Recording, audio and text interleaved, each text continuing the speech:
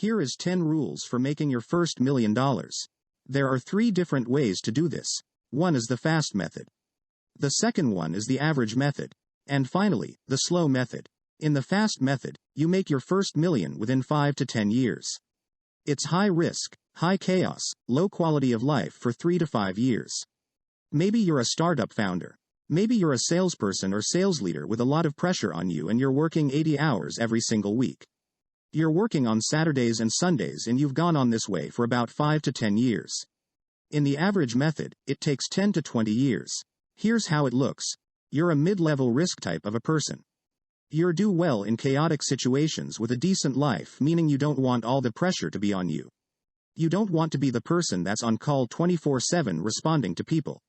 You do have equity maybe in a startup, or a big company. That is your way of making the money, or you're a salesperson in a great market. You're very good to clients, you eventually make it. And last but not least is the slow method. It takes 20 years, 30 years, 40 years. This has little to no risk. You have a balanced quality of life. You get home at 5 o'clock or maybe 6 o'clock every night. You invest in a fund maybe $300 a month at 12% rate of return over 30 years, which ends up being a little over $1 million for you, or $1,000 a month that's invested over a 20-year period. You make $1 million. You buy a multifamily home and you never set up in your own home. You take the equity into the next one, into the third one. By the fourth one, you're a millionaire. That's the slow method. Now what I want to share with you is 10 rules on the fastest way to make $1 million. So let's get right into it. Number 1. Say yes to everything at the beginning, because later on you're gonna have to say no to almost everything. Here's what I mean by it. Hey, we're having this thing going on Friday night. There's gonna be 100 people there, I'm gonna invite you to come out and networking. Instead of not going because you don't feel like going, you should go anyway. Hey, this Saturday afternoon, we got something going on. Yes, I'll be there. Don't drop your core responsibility running a company or whatever it is that you do, but be willing to say yes to everything. Hey, you want to meet this person? Let's go have a cup of coffee. Yes. Do you want meet at this bar and let's meet up at 7 o'clock and yes, and yes. I can meet you in Dallas and it doesn't matter. I'll drive for 30,000 miles per year in my car just to say yes to everything, because I knew I was one client away from making my first million. I was one contact away, one relationship away. That is the mindset. Say yes to almost everything at the beginning. Later on your 10,100 million, you're gonna have to say no to almost everything. Point number 2. Follow one religion. What do I mean by this? Like, think about what I see a lot of people doing, that they don't create any momentum. I like to be how he does it. I want to do sales like this, but I want to do funnels like this, but I want to do it this, and what if we do this, but I like how this guy does it. You're all over the place.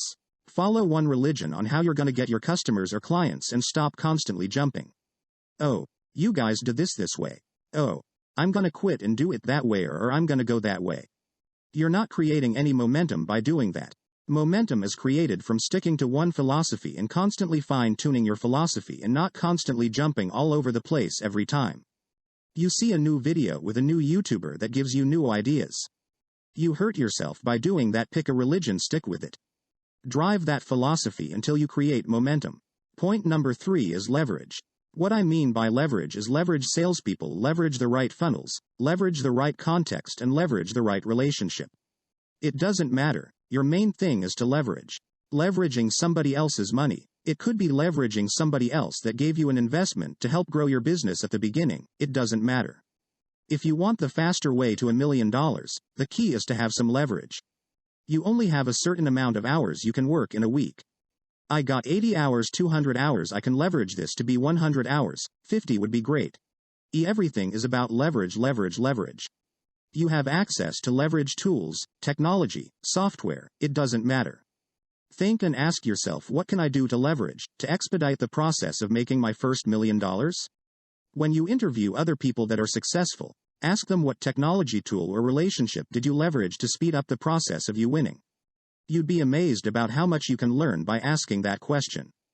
Number 4 is protecting your credit score. It's very important in the beginning stages of it's kind of tough to do what you want with credit scores in the 400, 500, 100, but if you got a high credit score, that gives you credibility. This matters. It's always gonna, but it's gonna matter even more at the beginning. Number 5. At the beginning, it matters very much when you specialize in one thing. Wait before you generalize. Meaning, don't say I do loans for 1,000 hours, 10 million hours and get $1 million, but I also do escrows in real estate. Stop it. Pick one. Whatever it is, pick one of them and specialize. You can generalize later on when you make your first million. Number 6. Stop waiting for customers to come to you. They're not gonna find you. It's your job to go find prospects. Let's just say I live in a big city such as Toronto, and Toronto is a big metropolitan. I would go and look at the hashtags on Instagram outside of Toronto. Say I'm a realtor, for instance. I would look at places Lickfee, Mississauga or Brampton, Ontario to find people using the hashtags of those cities and network with them, and find out about them and or introduce to them about what is it that you do, and see if that connection could lead to a business of some sort. There are so many ways to prospect today on Instagram, Twitter, LinkedIn. Prospecting has become easier than ever. If you choose to work under somebody that's very good at what they do, you can learn exactly how they approach certain situation and how to emulate them. This next one is so simple, but it's so hard to track your savings and your expenses. You must understand that cash is king. Cash allows you to work with a lot of confidence, and if you're trying to grow, at the beginning stages of growth, you must track your expenses. During this period, a lot of your friends, parents, weddings, anniversaries, birthdays, are a bunch of distractions. I eliminate a lot of distractions and I replaced it with positive distractions. Life is filled with distractions. Being married is a form of distraction, but hopefully it's a positive distraction. Having kids is a form of a distraction, but it's a positive distraction. If done right, exercising is a distraction because it takes you a couple hours to spend time taking care of yourself, but it is a positive distraction. The more positive distractions you have, the less time you need to spend on negative distractions. Negative distractions set you back. Positive distractions help you go to the next level. So find ways. Make a list of all the distractions in your life today and figure out how to convert those to positive distractions. If you got value from this video, give it a thumbs up and subscribe to the channel. If you're in Canada and wish to get help expanding your business and get a help increase your grant amount for technology, click the link